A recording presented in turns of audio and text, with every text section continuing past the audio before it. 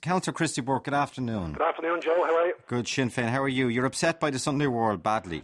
Well, Joe, I mean, I get upset regularly by the Sunday World, but I'm out canvassing with Mary Lou MacDonald, and I can't become obsessed with the Sunday World as one of its journalists is with the Republican movement, the Sinn Féin.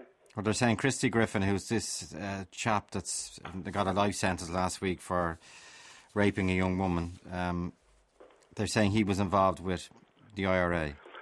Now, Joe, I'm a long time a member of the Republican movement, and you know me, and I'm a long time a public representative for Sinn Féin, and I've never known, heard, seen or known anybody to associate, or I've never known Mr. Griffin to be a member of the Republican movement ever.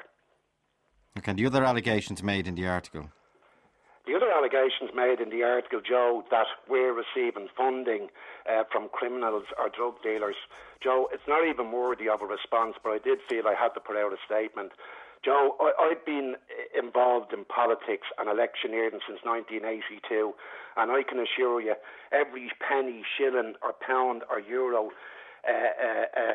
raised for elections is done in the proper, most meticulous way. Like everybody else, we run golf classics, race nights, ballot sessions. Indeed, I remember my poor late mother, the Lord of mercy on her, saying to me one time, I'll give you whatever few quid I have in me savings. So, Joe, I certainly would not have my hands dipped in any criminality, bag man or woman, or indeed any drug dealer's money for any shape or form. And I think you know my stand on that. And I've been a director of elections, I've been the manager, I've been a candidate and a public representative, and nobody ever, Joe, approached me and said, we received this money off a crime gang or a drug dealing gang, because, Joe, you know what my response would be. Not that it's of any direct relevance, but did you know Christy Griffin? I didn't know the man, Joe, no, but I mean, I know members of his family. I mean, I was in Sheriff Street canvassing last week. And what's the atmosphere down there now? Is it still tense? Well, now, Joe, from what I hear over the weekend, when I was down last weekend, it was a heavy guard of presence. It was a sunny day, and I met people at doors. Nobody mentioned anything. The Gardaí were present in stab vests. The Special Branch or Serious Crime Squad were patrolling the streets. Nobody made any comment to it. But I did get calls on Sunday evening, on Monday, and I was in the East Wall area last night, and there were a number of people complained to me that the sensationalism by Mr. Williams has struck fear into the community in Sheriff Street. Now, those comments were made. I've no problem, Joe, with investigative journalists or investigative journalism.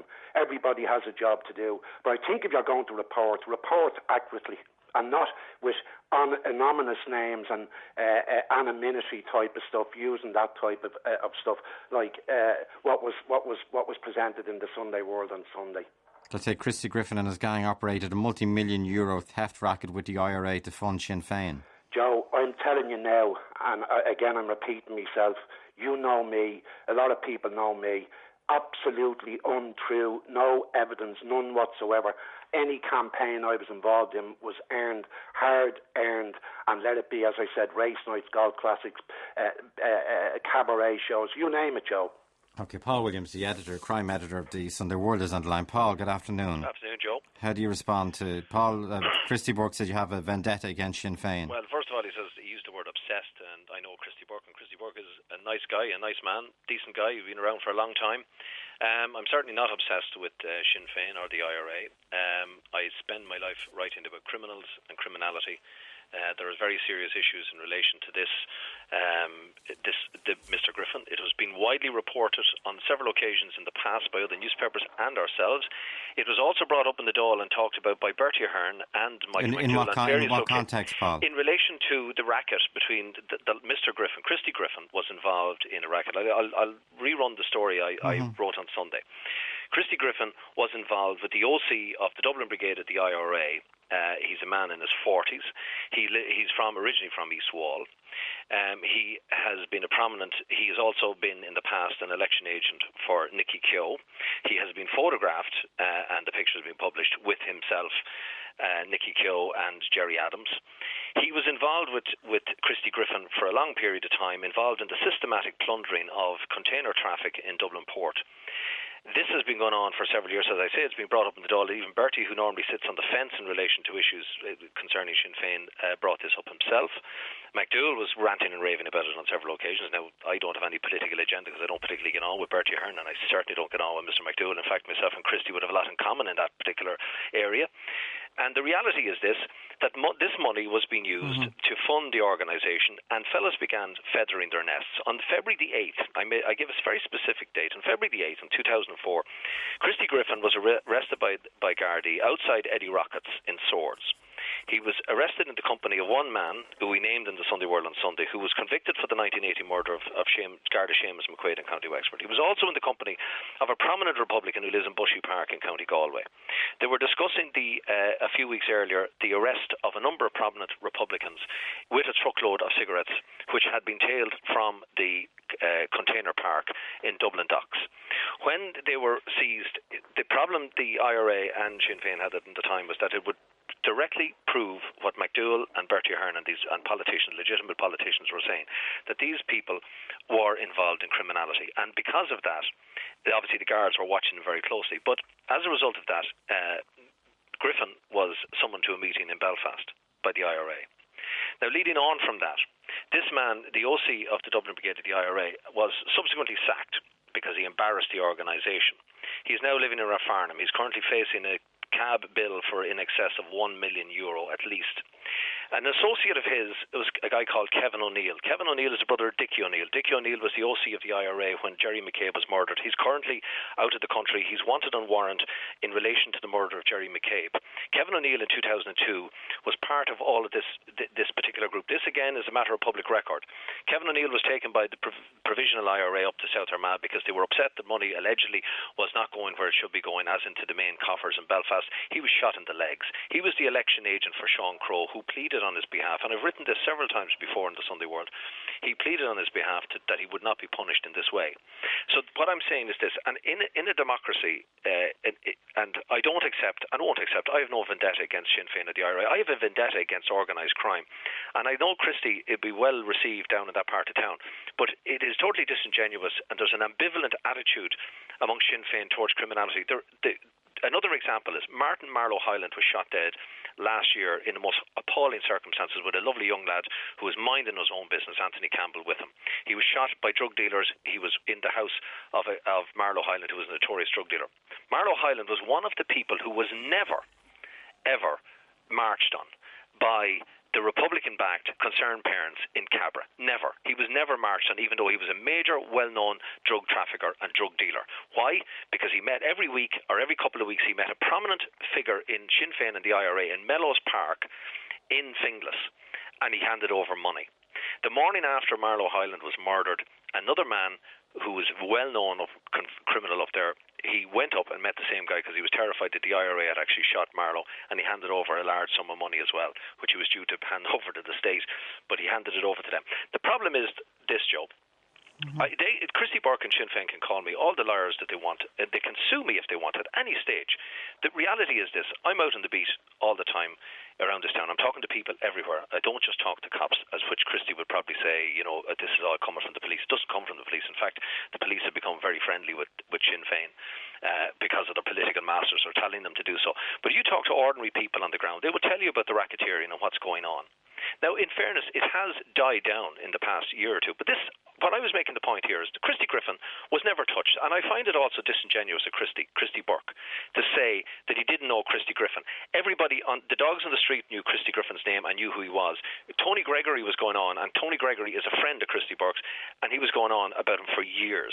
And he was the subject, his family were subject of Operation In-Law, a major police operation to try and catch them in the business of selling what they sold best, heroin and cocaine. And that is what I wrote, and that is what I stand over. And I've named names, I've given you dates, and I have absolutely no Christy, difficulty. I'm not obsessed by Sinn Féin. I'm obsessed by criminals. Christy Burke. Joe, could I just say to Paul, whether he believes or not, I personally didn't know Mr. Christy Griffin. If he'd been walking down the street, I wouldn't have been in a position to say hello or good afternoon. Do you know the OC of the IRA that we were just discussing there, Christy? I don't deal in anonymous names. Who are you talking about? Well, I've been told by RT that I can't name him for libel reasons. But I tell you what, we can publish his name on the front page of the Sunday World on Sunday if you want. But you know exactly who I'm talking about, Christy. But Christy, that's been disingenuous. You know who I'm talking about. Don't tell the people of Ireland lies. Paul, I've never met you in around Sheriff Street. Christy, if Paul Williams gave you the initials of this man, would you confirm that you would know? If Paul Williams gave you the initials of this man. I've no problem naming the guy if you let me, Joe. I've absolutely no problem naming him. I'm going to name him in the Sunday World. I can't comment on OCs of the IRA. But he was an election agent for Nicky Keogh. Well, Paul, could I just correct? And by the way, is it correct you on a couple of things, Paul? And I checked yesterday. First of all, Councillor Mark Daly was Deputy Sean Crow's election agent. Now, to my knowledge, and I've been involved in a lot of elections, Paul and Joe, as you know. Well, there's no blemish on Mark's character, yes. No, absolutely none whatsoever. A decent, hard-working councillor, I have to say.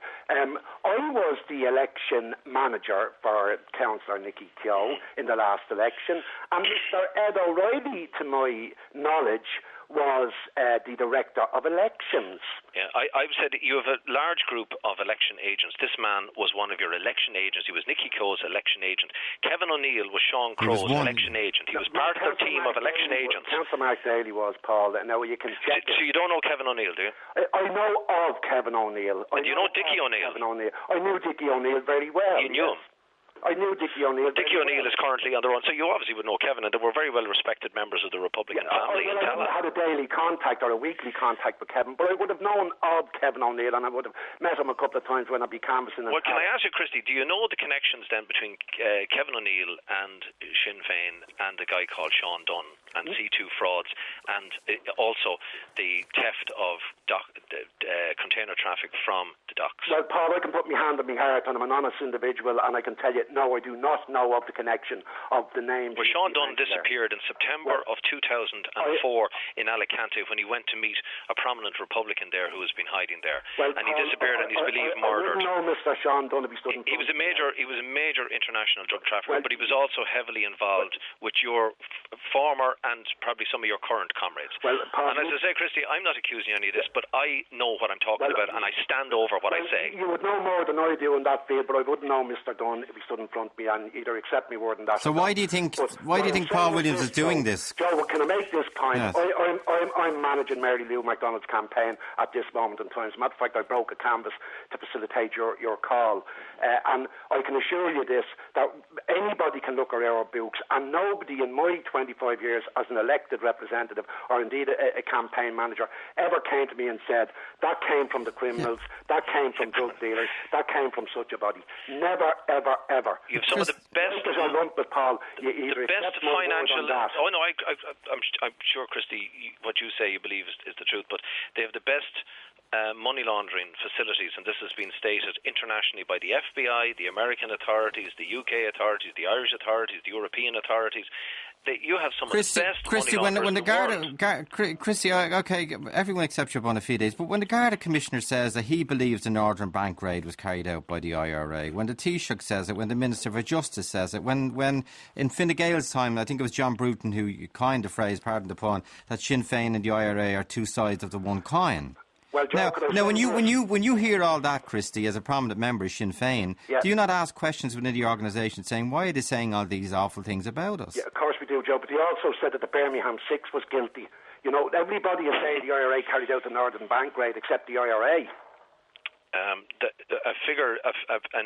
A member of Sinn Féin is currently serving time in prison after being convicted while he was caught in possession of cash which is believed to come from the Northern Bank. He was convicted a number of weeks ago in the Special Criminal Court, Christy. Well, and that's fine, and I remember reading that, but are we here today to discuss the activities of the IRA? Are we here? I'm an election manager, I'm a public representative, and the article that I read on Sunday, Paul, was disturbing when I find myself 18 and 19 hours a day, and as a matter of fact... Christy, do you think... You're being let down by these people. You're being let down by these people.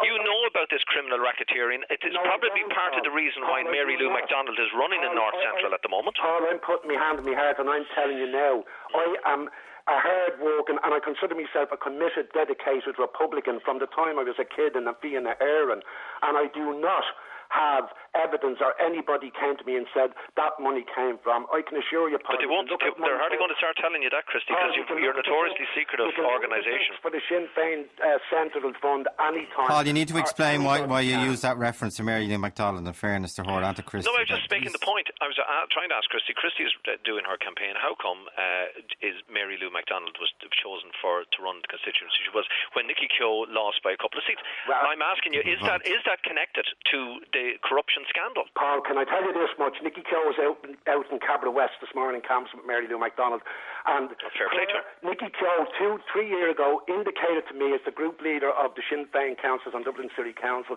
he said, Christy, for personal reasons, I'm stepping down. I'm not running as a candidate in the next general election. I've had it. I'm over 50. I want the life. Now, you can understand that, Paul. Well, that was a good explanation. You explained it, and I put that out, but nobody believed it. Nicky Keogh, it was by choice, decided not to stand. I pleaded with him 10 minutes before the convention of Mary Lou McDonald, did he want to stand? Mr. Jerry Adams came to me on several occasions and asked me to plead with Nicky Keogh. I gave up pleading with Nicky Keogh because I respected his decision and his family's decision. And you have to understand that public life can be draining.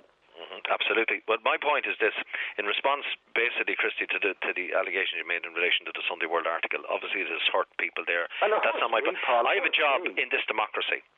I'm a journalist, and I'm not a member of any political party. I never have been. I have, in fact, upset every one of them. There are serious issues to be answered. Christy Griffin brought that central, and I find it, you're trying to get a dig at me. I find it very insulting and very stupid of you to try and claim that I'm driving the people of the inner city into fear when every newspaper and every television program in the country that covered this Christy Griffin monster wrote the same thing. I basically made a point here. Christy Griffin, it is very much the epitome of certain inner city communities which are suborned by gangsters like Christy Griffin, who, when they want the people, I talk to local people down there, Christy, and the reason I couldn't be seen down there, by the way, to answer that part of your point, is that the people were more terrified of being seen talking to me than they were of being seen talking to Christy Griffin, because they were afraid they would be burned out of their houses. But I talked to, and I know the people I was talking to, and they come from various walks of life down there, and they made the point, the reason Christy Griffin was never touched was because he was working with Mr. JW. That's the initials that you're referring to, your OC of Dublin Brigade, who is now living in Rafarnham.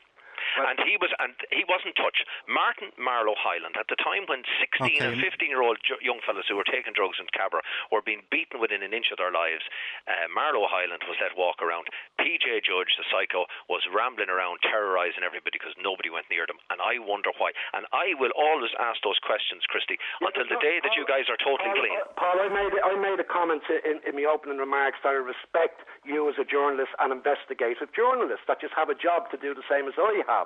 And I've no qualms with that.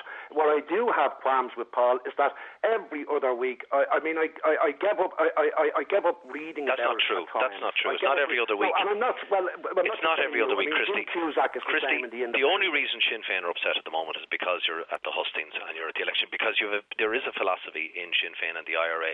Because this was like the IRA planted bombs that killed 20 and 30 people at a time, and what they do was just let it go away. It's forgotten because the people forget after a while. Because it's an election, you're upset. Now, the reality, why don't you look inside internally in your organisation and try and take on these gangsters who are dragging your name down? Could I tell you this, Paul? Whether it was an election or not, I always defended me corner. My mother always told me, go out and defend those who are receiving injustices. So it's not because there's an election. I want to clear the air that in my campaign that I'm running, and I'm fighting very hard and I'm working very hard, as Mary Lou McDonald is and others and everyone else is. Okay, let me bring some listeners in. Anthony Fagan, then Sinead. Anthony, are you a member of a political party? Not anymore. I used to be a member of Fianna Fáil years ago. Your point, please, Anthony. But Sinn Féin are going to get my vote in this election. Kind of as I'm very unhappy with every other party. When I see someone digging up history, it's just the way I see it. It kind of looks like people that benefit most for it are the other parties that everyone is unhappy with, and Sinn Féin is kind of a new kid on the block in the. But Paul Williams' story on Sunday wasn't about history. It was about a fellow who got a life sentence last week for a paedophilia. No, but I'm talking about anyone bringing up things about Sinn Féin and bombs and IRA and all that in the past. They're an easy target for the other parties, and the other parties, I think, may have a lot of ground to lose them. We could see after this next election, certain parties may not even have any seats. Sinead, okay, that's your substantive point. Just in case I'm accused of cutting you off there, but I mean, anyone can say some parties mightn't have any seats. It doesn't add to the sum of human knowledge. The reality is this, Andy. For the other people to come out and lash at. But this is not the other people. This is a newspaper journalist. I think it might have been a slow news week on some cases. I haven't read his article. I don't read that newspaper anymore because I've looked at things, and when you've heard other parts of it, there have been inaccuracies and all that. And most weeks it's nearly like a comic book journalism. Now, I'm not talking about last week's article, but in that paper, I wouldn't rate it highly. You know what I mean? Okay, take that. Sinead, good afternoon. 51551 text. Sinead's in Galway. Your point. I'd like to ask Christy to explain to me the difference between Sinn Féin, the party that is now running for election, and the IRA. Well, I mean... Are you a member of any political party, Sinead? Absolutely not. I have practically no interest in politics, but I would love to know the difference between the two, because I don't see a difference. Well, could I answer that, Joe, and just say to tell you that the IRA have men and women volunteers, and people joined the IRA because of the... but they don't exist anymore, the occupied counties and how they took over this country. Well, okay, sorry, can I just say the Republican movement then? Let me just rephrase a little bit. The Republican movement and Sinn Féin, what's the difference? Well, the IRA is the IRA, and they're a military organisation, and they stand on their own 2 feet. I'm a member of Sinn Féin, an elected representative. Is Sinn Féin connected to the IRA? Community, and I served as a member of Sinn Féin and an elected member of Sinn Féin, and I go about my business on political issues. And is Sinn Féin connected to the IRA? Well, Sinn Féin are not connected to the IRA. Sinn Féin are a political party standing on their own with their policies, with their elected representatives, and getting on with the job. Well, then, who's called a ceasefire very courageously and moved the peace process forward. Can we just go back a little bit? The leader of Sinn Féin, because I'm actually teaching my kids at the moment, we're looking at all the posters. The leader of the Sinn Féin is Jerry Adams, right? Am I right? That's right. Has he ever been a member of the IRA? Mr. Adams in the IRA? has never been a member of the IRA, and he has made it very clear he's never been a member of the IRA. Even back in the 70s, I'm going back to when I was a little girl. History lesson. I was brought on but this we program need the history lesson. We actually need the history lesson. But Sinead, would you not say even Ian Paisley accepts Martin McGuinness as his deputy, and Martin McGuinness admits he was a member of the IRA? Exactly, he admits it, right? So I just want to know, was the leader of Sinn Féin an active member back in the 70s when I was a young girl and terrorised by the whole word and the news and everything else? Was he a member of the IRA? Well, he has said he isn't, and I have no other evidence that he was. I'm sure he defended his area against British armed forces in the 70s, like men and women did, like John Hume did, and everybody else did. And after that, I can't speak or okay, I want to bring Alan Bradley. And Alan, you've been mentioned earlier. Good afternoon. Go ahead, Alan. Yes, up to 99.9% of the stuff that Paul Williams writes is absolute rubbish. And what did he write about you? He wrote that I was at the leave. I went on a holiday with my wife, kids, and he wrote that I was at leaving the country. I'm at the running on a car bill. And he wrote again then when Marlow Hoyland was killed that I went up and I was fearing for my life and paid the Sinn Féin activists and fingers a large sum of money, which is more rubbish.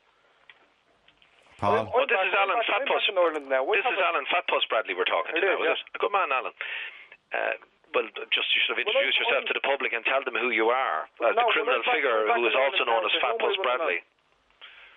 Were you told by some of your Republican friends to come on the air and say what you... Is it upsetting? Alan, no, absolutely not. In fact, I'm delighted to finally get a chance to talk to you, Alan, because And what are you saying about Alan Fatpuss Bradley, as he calls himself as well? He admits my name's Alan Bradley. Sorry, Alan. Okay, Alan. Alan is a major figure in organised crime. He tried to sue the Star Sunday newspaper last year and lost. He was quite famous for that. We have written about him several times in the Sunday World, and we're not writing that. And you can't prove a thing that you wrote. Well, what about your bill from the criminal? What about your bill? I'm at leaving this country, or? Well, you're back in at the moment. Yeah, you took your kids out of school 2 weeks before kid out of school. Easter. Kid is 10 months old. Yeah. What school would she go to? Alan, you're a major criminal figure. You're a major criminal figure in this town, and you're terrorising people. And you have been. I'm asking you a question.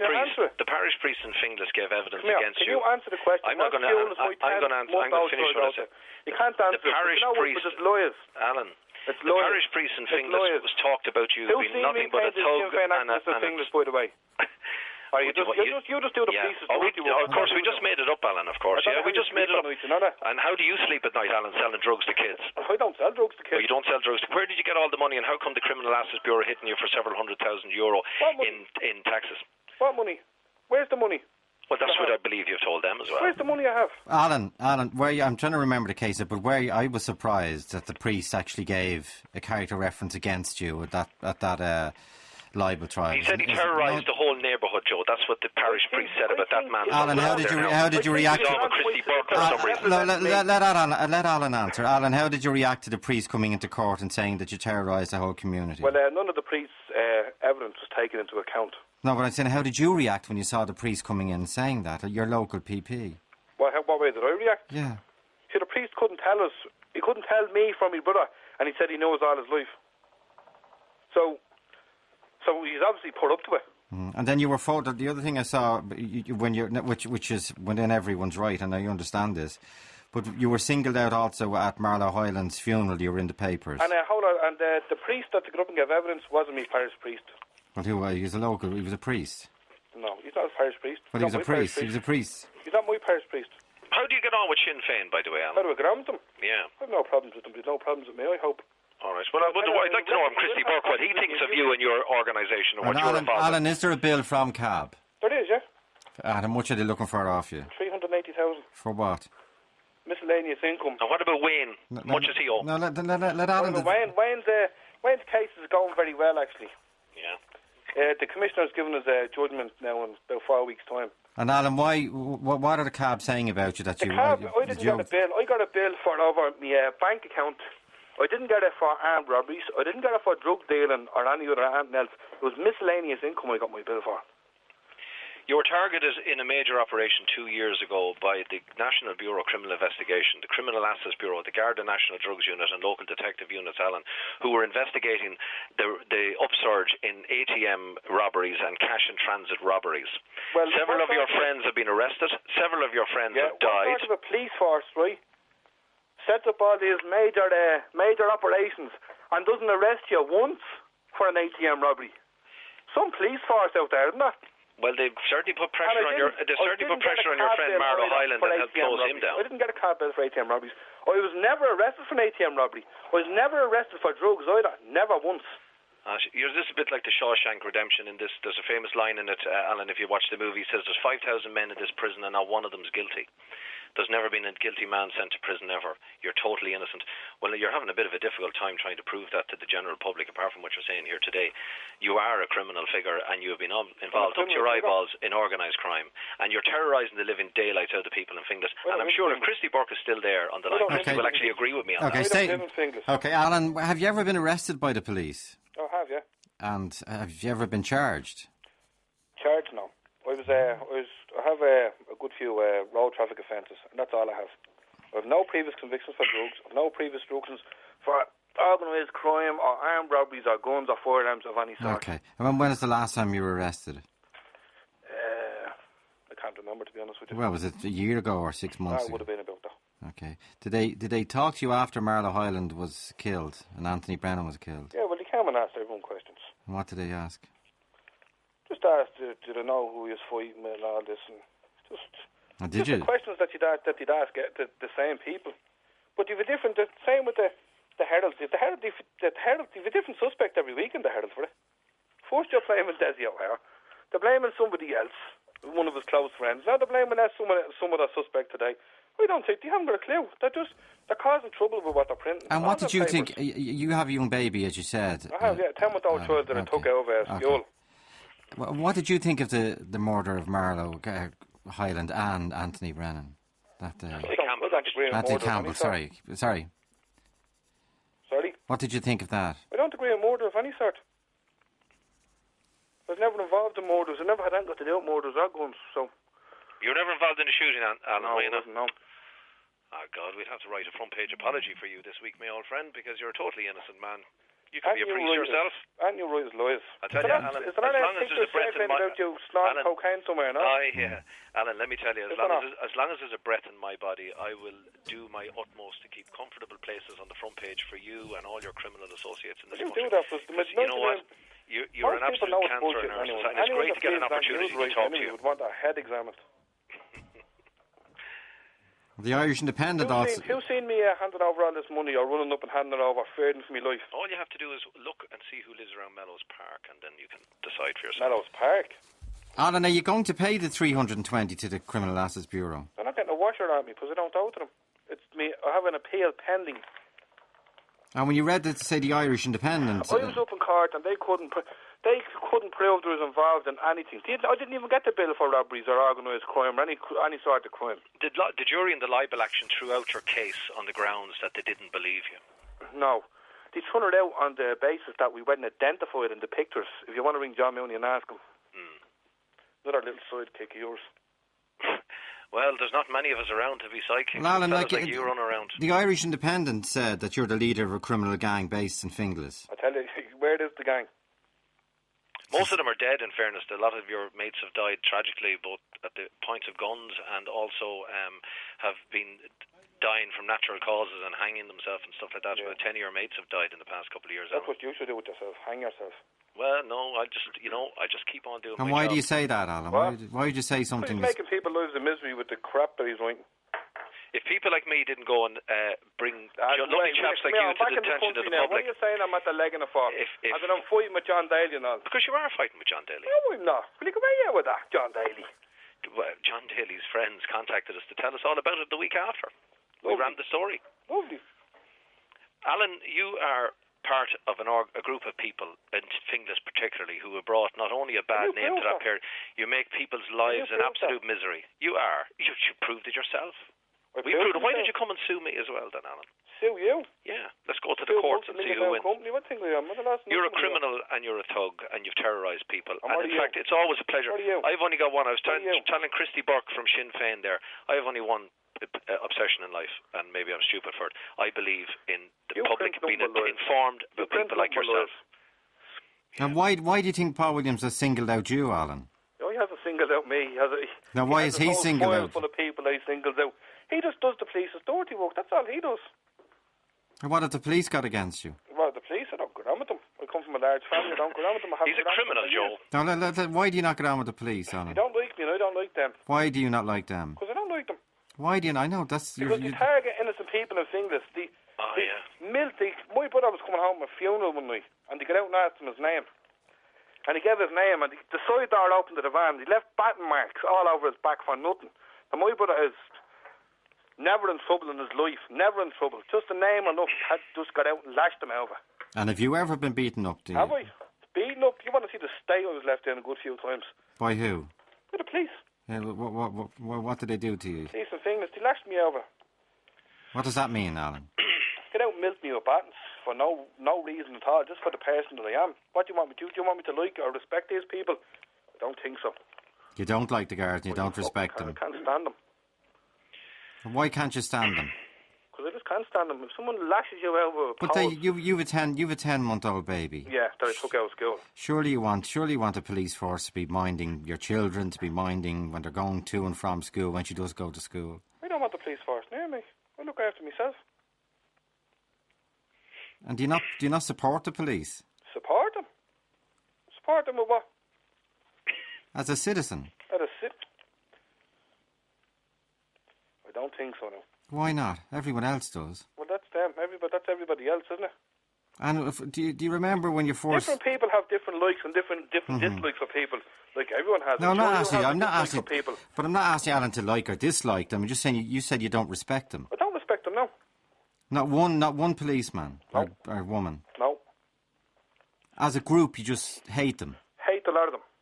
I think another reason, Alan, you don't probably like them is weren't you arrested with Marlow Highland a good few years ago for being involved in a plot to attack a police officer who was leaving Cabra Station, who happened to be pretty good at his job. In fact, he was annoying you boys a lot. And by the way, as well, let me just clarify something as well, Joe. Road traffic offences are stolen car. Stealing cars is down as a road traffic offence for driving around with no insurance when somebody else's car. I just want to clarify that. Is it? And I was done for a stolen car, was I? You've been done for loads of things. Hold on, have I been done for a stolen car? You've been done for road traffic offences, driving around and people. I'm sure if you go to your cars, the people that give you your stupid stories that you print, they will check up. We have no convictions for car stealing. No. What have you got convictions for? Why didn't you tell us what your convictions are? Tell the people who are listening to the show. What else? Yeah, I'm telling them. You tell the people what you'd be snorting. I don't be snorting anything. You do. It's not a website up, Name and Shame.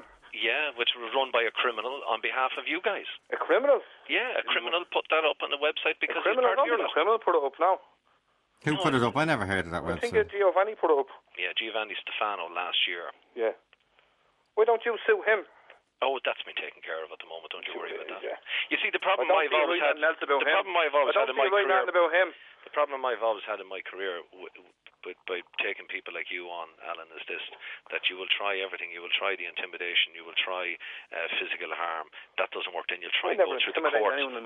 Then you'll go through the courts, and then you'll do what Giovanni Stefano did, who was a convicted criminal and a fraudster. Is you will put things. You will try and create all kinds of false concepts and beliefs around somebody. You know what? If you ever could catch me snorting anything, you know what? I'll give you €1 million. Come here. And I tell you why, Pat. I'll tell you another. I will tell you one other thing. I always want to ask. Tell you one other thing, Alan. And kids sleep at night. I will tell you. That you're out there dealing with that. I will tell you one other thing. Let me tell you one other thing, Alan. Why? Even if I was told it was the miracle to cure cancer or whatever, I wouldn't snort one line of cocaine because scumbags like you make money from it, and there's no way you'll ever catch me. Well, let me tell you, all I do, you're the lowest form of scum. You only do the police's dirty work. You're a fucking lowlife. I have a constituency. My constituency. You're a lowlife. You're me, boss. Why did you just shut up? Why did you shut up and have some manners? Manners for you. I don't give dirt manners. Yeah, okay. Let me tell you, my constituency is 900 to 1 million, 100,000 to 1 million people who read the Sunday World every week. They're the people I represent, and they're the people I'm going to tell about your activities and all your mates' activities, and you'll never stop me. Alan, are you there, Alan? Alan seems to be gone. Maybe the guards have called to see him or something. Alan Bradley, you're back. Yeah. I just got cut off there. Okay. Alan, why did you phone in?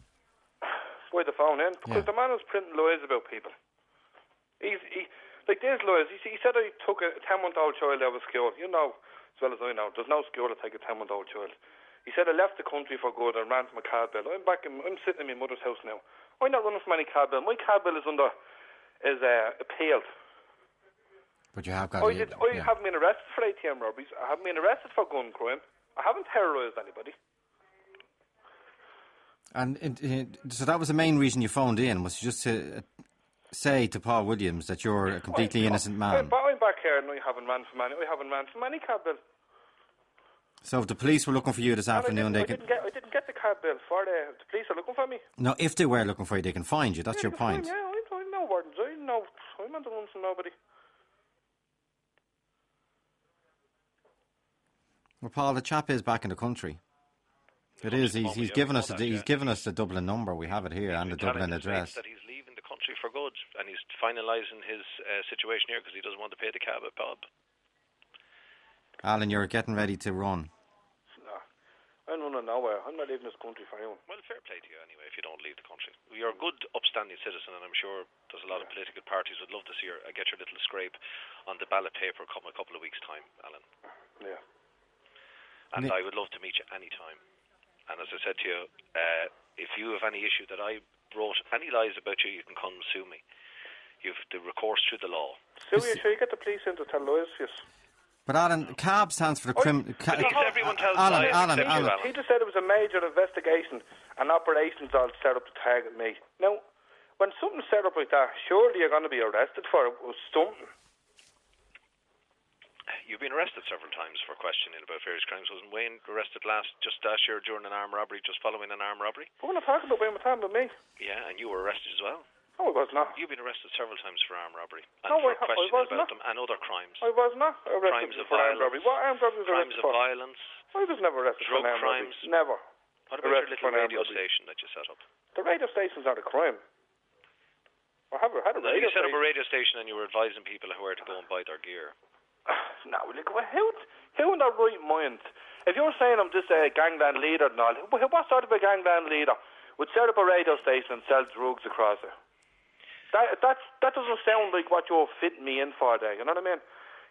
Someone doesn't do that. Alan, you don't broadcast where you go and buy drugs across the radio station. Come on now. Is there a recording of this? Because if there is, I'd love to hear it. Alan, have you ever been in fear of your life? Have I, yeah. From who? Yeah. From who? I don't know who. Well, you know someone's out to kill you. Do we know someone's out to kill me? No. But you say you have been in fear of your life? No, the police came to me before and told me that my life's in danger. But what did you say to them? What did I say to them? Yeah. No, I asked them where it was coming from. They wouldn't tell me where it was coming from. Were they serious? You see, they went about 30 people that time. So I think we were just trying to play mind games with different people. So you don't think you were? Your life was in danger? Oh, well, it's always in the back of your head. Why? Why? Yeah. Someone told you your life's in danger.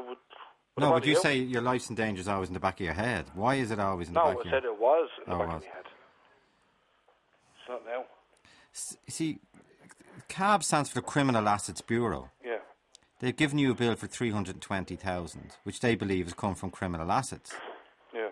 What assets have I got, though? You say you've no money. I have a mortgaged house between me and my wife. What assets have I got? I'm disqualified from driving for life. I don't drive.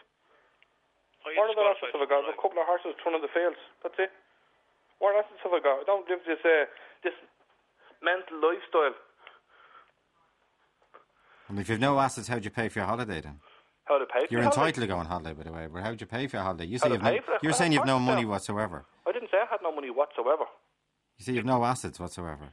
I've no assets whatsoever. I didn't say I had no money whatsoever. Where did you get the money for the stretch limos at the birthday party in January? And where did you get the money for the big wedding you had and the helicopter you flew in and everything, which we have published pictures of in the past couple of years of you? Where did you get the money for it? Saved it. Oh, did you? And through car dealing. Nicky wants to ask a question. Go ahead, Nicky. Is Nicky there? Hi, Joe. I just would like to ask him, the Criminality Bureau wouldn't go near anyone who wasn't involved in criminal activity and giving them a bill for €320,000. Just ask him what the miscellaneous is. What's miscellaneous? How do you define miscellaneous? So it's money that goes to your account that you can't account for. Well, you never said it was from drugs or robberies or anything else. Well, you just have to say that you've no money and you've nothing else, but you got 320,000 of a bill from CAB going in and out of an account. Well, 380,000. 380,000. Well, even that's more. I mean, but 380,000 didn't go through the account. But what is miscellaneous? I don't know what it is. It's a word they made up. Yeah, but they're saying there's miscellaneous amounts in your account, Alan. What do you mean there's miscellaneous amounts in my account? You're saying you can't explain how much money is in your account and why it's gone in and out of your account. That's what it means. I could explain it. I did explain it. And the Commissioner, by the way, didn't accept it either, Joe. He's been told that the bill stands according to the Commissioner for... Yeah, and it was appealed. Appeal Commissioner ruled against you. And it was appealed. Another thing as well, I just got a text from somebody who said, why don't... tell us about the time the gunman called to your house 2 Christmases ago, to Christmas of 2005, with the intention to kill you. Tell me about it. When did he call? Pardon? When did he call? 2 Christmases ago, there was an incident at your home. Somebody turned up with a gun to shoot you. No. No, there wasn't. No, of course I heard it. Joe. Well.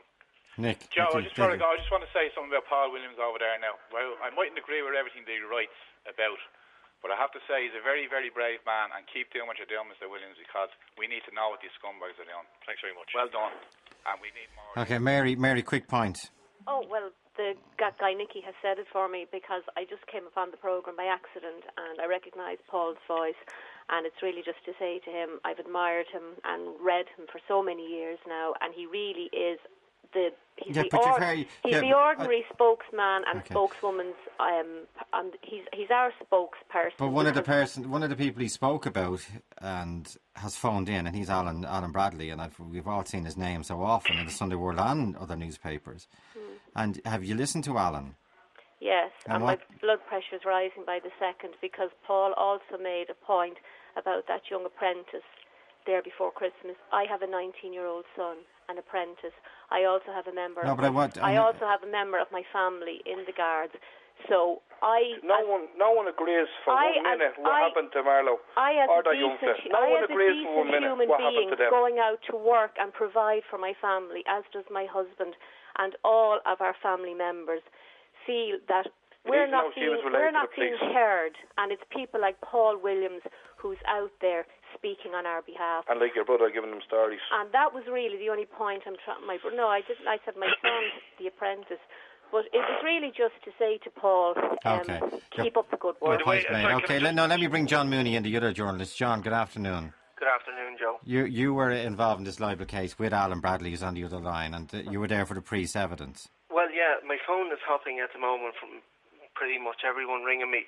I don't want to get into a slag match live on air or anything like that, but I suppose I said I'd go on and give the outline of the case, what actually happened. Well, the case is actually appealed to the Supreme Court, so what they're talking about. Well, no, the Supreme Court, they read the documentation. They don't listen to radio programmes. Go ahead, John. Well, the Star Sunday newspaper, I now work with the Sunday Times newspaper, but at the time the Star Sunday newspaper had written a series of articles about armed robbery that had happened in the Dublin region. We were contacted by Alan and Wayne Bradley, and Wayne is Alan Bradley's younger brother, and they initiated a libel proceedings against the Star Independent newspaper group. Now, the general consensus at the time is that maybe that case wouldn't have went ahead, but that actually did. It did, and which is their right. And just, of course, and as a result of that case, various parties were called to give evidence. A number of people gave evidence on Alan Bradley and Wayne Bradley's behalf. And a number of people gave evidence on our behalf.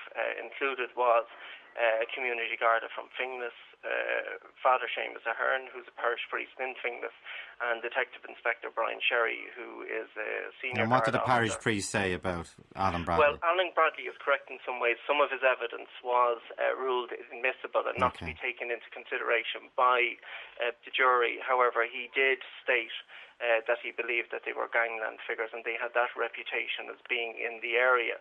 I should point out that evidence was given in terms of their reputation in the area. It wasn't given on, how would I say, solid and provable facts. It's a line that newspapers can defend in libel actions where they can state that someone has a particular type of reputation within their area. Brian Sherry, who was one of the most experienced officers in the country, also gave evidence in the trial. And during that trial and in his evidence, he said that Alan Bradley and his brother Wayne had a reputation for drug dealing.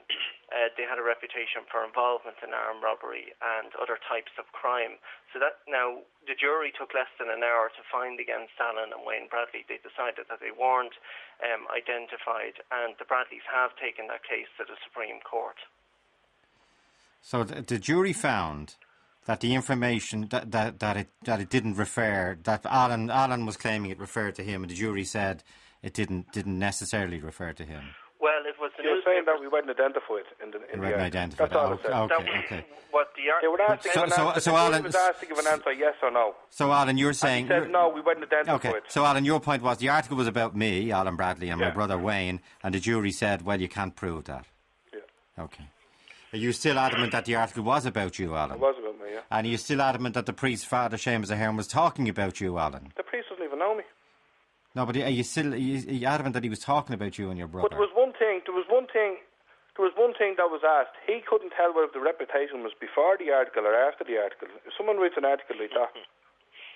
There was, just to come back on to this, this had been trashed out, and again, the Star newspaper had been the first newspaper that had written stories about armed robbery and the likely suspects or people that were certainly suspected of involvement in that type of crime. Now, during the course of, preparing for that libel action, which was a substantial one insofar that it ran for 2 weeks in the High Court, and newspapers and I'll say this openly, we don't kind of take these things personally, and journalists don't take it personally.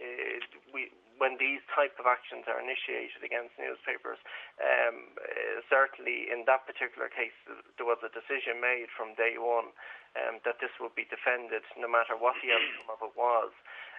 But certainly, I had spent quite a good deal of time researching the life and times of Alan and Wayne Bradley, and following that case, there was certain information which we had which we could not enter into the case. For example, we had DVDs, and I think Alan Bradley, and I'm not making any suggestion against him in this, but he himself and some friends had actually bought an armour-plated van from Securicor and filmed themselves. From Brinks Allied. Sorry, Brinks Allied. It was a joke. Oh, I know. No, I'm not saying it wasn't, but what I'm saying was that certainly and I'm not being personal about this, Alan, but you have stated that no one has any reason to suspect you for any involvement in anything else. Now, you have associates that are heavily involved in crime. You have sort of engaged in public acts such as filming yourself throwing, cash bags, granted that they weren't full with cash, but dropping them around different parts of fingers and filming people. If you have a closer look at that, I didn't throw any cash bags out. I was actually videoing it. Oh, I know you were videoing it, but you were participating in this. And a lot of people would look at that as... I bought the van. I bought 3 of the vans. Okay. But, Alan, you can't drive and you're banned from driving. Oh, no, that's why I was videoing it.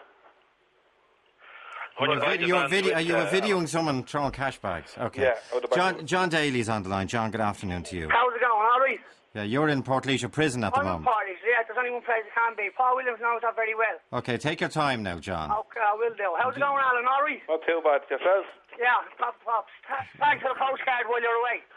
Oh, bother. Now, Mr. Williams, how many thousand people did you say read your newspaper every Sunday? Almost 1 million. All a million. Did you know how much lies you tell every week? Did you know that I sent a registered posted letter today with an article of that newspaper you just wrote, saying that I carried out armed robberies when I get out on my review? But you're in 2003 that I did not get arrested for any armed robberies. You're in prison serving how many years? Doesn't matter how many years I'm serving. Actually, where do you get the mobile phone to ring out? Who told you I had a chat against Alan Bradley, who was a friend of mine who I grew up with?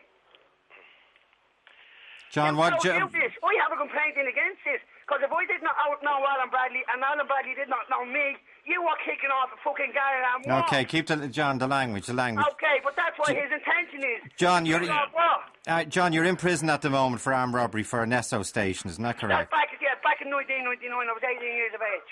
And how many years are you serving in Portlaoise? 9 years. Finishing off 9 years. You were let out of prison, then it was reactivated. I'll go on holiday with Alan when I get out. So you're denying that you threatened to kill Alan Bradley? At the date, it was out in the Herald a week before Williams wrote it in the Sunday World. You check that date in that Herald, and you check this prison of when that Alan Bradley sent me a postcard that very same day.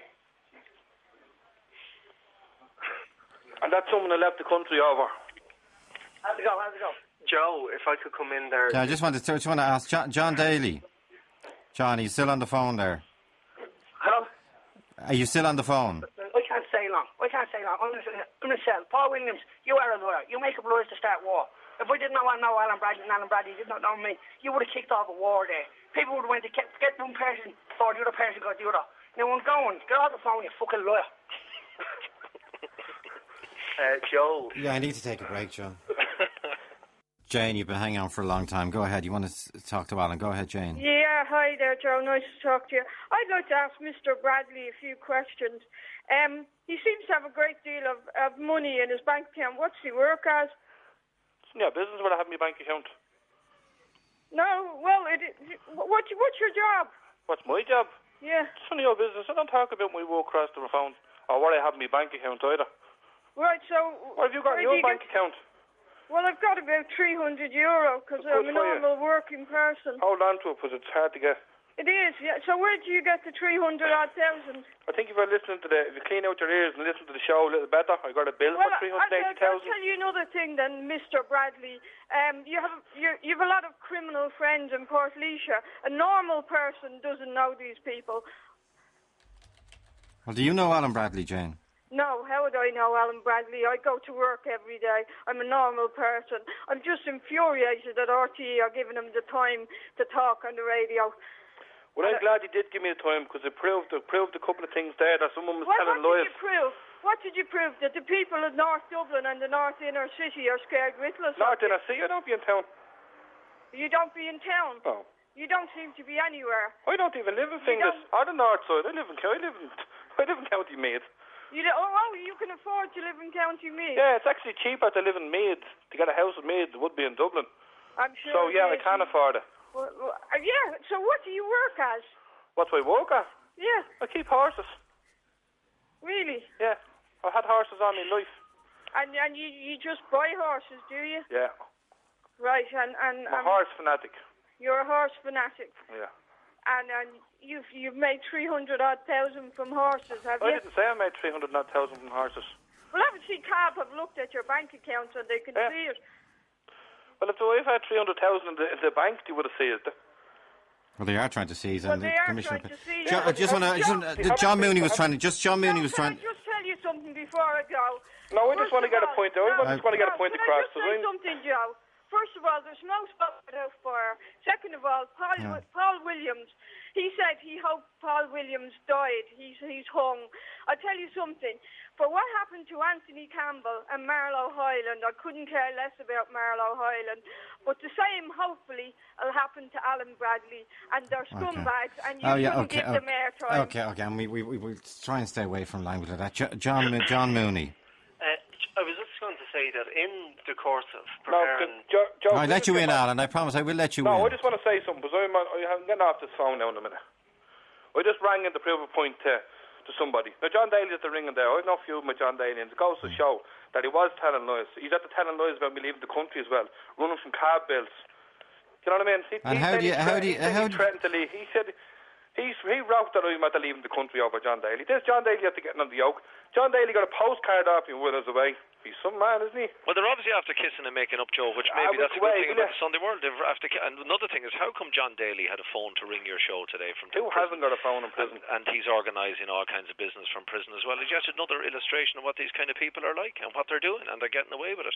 And another thing, by the way, as well, Alan, would you tell us then about the fact that Martin Marlow Hyland, your friend, whose funeral you were at and your long-time associate, that he was definitely involved in the murder of Baiba Salute, an innocent young Latvian woman. He helped organise the logistics of that murder. And was he involved in it? Marlow Hyland was involved in that. What did you think of that? He was. He was involved in it? Yeah. Well, you're the only one saying that. No, there's a lot more people saying that. From what I can believe, I don't think he was arrested for it. He hadn't got time to get around him. It was only a month. John Mooney wanted to make one final point to Alan. Go ahead, John. Yeah, I was just about to say, when people like Alan Bradley come on the radio, or indeed take an action in the newspaper, you're going to have this kind of information coming into the public domain. And I noted that Alan Bradley said he hadn't been arrested for any pretty serious offences. I would disagree with that. His house has been searched on a number of occasions, and I think he may be semantic used the way he's answering some of the questions. Alan Bradley his home has been searched on various times. Yeah. Was there guns or drugs found in it? No, but there was bulletproof jackets and body armour at one stage. There has been cars near your family home which have been unregistered to anyone who've been found, that there's guns and drugs being found in it. Near my home? Yes, near your near Finglas. How long ago was the drugs and guns found in the cars? It was a number of years. I haven't got. It was just less than 2 years ago. An AK-47 was found with a lot of cocaine and Slayers, and Slayers is not. Scribbletown is not at the rear of my mother's house, which was printed in the paper. Was found at the rear of my mother's house. So there's no waste ground at the back of my mother's house. Okay, you're printing lies and causing trouble. That's what you're doing. Alan, how did you feel John Daly sounded when he rang in from Portlaoise there, defending you? How did I feel? I feel no problem with the fella. Never had. Joe, there's been one. Alan Bradley called the guards to his house once in Kentstown. It was in relation to, I think it was the St. Stephen's night in 2005, where a gunman had entered, I think it was your back garden, and you'd been forced to flee from your home. I don't think anyone's saying that's good or acceptable or anything like that. But I think you. Well, Alan is saying that's not true. Alan, the guards were called to that scene, and I think at the stage you refused to make a formal complaint, but you know well... I don't know who rang them. I didn't ring them. But they did come, did they, Alan? They came. I can't remember 2 years ago. Come on, you remember, hang on. I remember if someone was in my back garden with a gun now. Well, you'd remember the police came. No one came to my house with a gun. Never. See, Joe, this is all part of the game. Selective memory, selective speaking sort of different language. A bit like when we started at the beginning of the show, we were talking about Christy Burke. One fella makes up a rumour, and everybody adds on their own little bit. Alan, because you're aware that I probably know a bit more about you than most people because of our legal interactions, so to speak. But then you'd know, because you were sitting at the live election, you'll know that I haven't been arrested or charged with firearms or with drugs or ever arrested. What's your point? No, but your home has been searched on various occasions in relation to these type of offences. Alan, is your mother in the house at the moment? In my house. In the house you're in? Yes, she is, yeah. Okay. Did you talk to her during the ad break? Just a matter of interest. Talk to her for what? Did you say to her, Ma, how am I doing? How do I sound? Why? Because I just want to know how you thought you sounded in the last hour. Well, I think I sounded all right. But did you ask your mother? The head at time. Why has it got to do? Because I'm just wondering. You phoned into a radio program. Yeah. And it's. And what's that got to do with the point that I'm making across? I just want to know how the people. No, I'm asking you a question. Yeah, I'm asking you a question if I can, and that is, are you happy that you phoned in? Am I happy that I phoned in? Yeah. Okay. Are you glad that you phoned in? Yeah. Do you feel? Paul Williams not caught just 2 weeks ago against the fella that threatened to kill him in court. No, that's a separate thing. But I just did you? I know that. But Alan, I'm just. I didn't ring over it out my mother that night. I rang over Paul Williams printing lies. But I'm just trying to find out how your friends and your family, how they react to all of this stuff. I rang in to prove something. That he was telling lies, and someone got on the line. Now I couldn't have rang him. I couldn't have rang John Daly while I was on this line. Why not? Why not? Because I couldn't have. How could I have? Because if you had a phone in prison to him. There's another phone in the room there, Alan. You can hear it, isn't there? He was caught there by prison officers. It sounded like, Joe, that somebody came along and took the phone off him because he's not supposed to have a phone in prison. And he's been causing absolute mayhem from his prison cell, that young fella has. And there's one thing good that they seem to have kissed and made up for the purpose of the show, and fair play. It's good to bring you a little bit of peace to us. You're alone. Stop. I have to take a break. Come on, Fat Puss. Talk to Joe on 1850 715 815. Elaine Hyland has phoned in, Marlo Hyland's sister. Elaine, good afternoon to you. Hi. And I'm sorry about that your brother was killed. What did you think of all the stuff that was written about your brother when he was murdered? I just think it's really horrible. You know, I'm actually an innocent party here. It actually happened in my home. You know, and I feel I'm a victim of Paul Williams for writing an awful lot of stuff in the paper. And what happened in your home? Your brother was shot dead. I went to school to drop my daughter to school. Mm-hmm. And what happened? I went to drop my daughter to school and I came back and I had 2 young plumbers working in my house at the time. Young Anthony, yeah. Yeah, fixing my heating. And I didn't even know the chaps by name. I just had them in the house and came back, and this is what I was faced with. Gangland in my own home. Young Anthony shot dead, and your brother shot dead. That line's gone. Okay, and we have to go as well. Okay, there's a glimpse of something. Let that invest its way, VEST, not FEST. Let that invest its way into the election, I hope.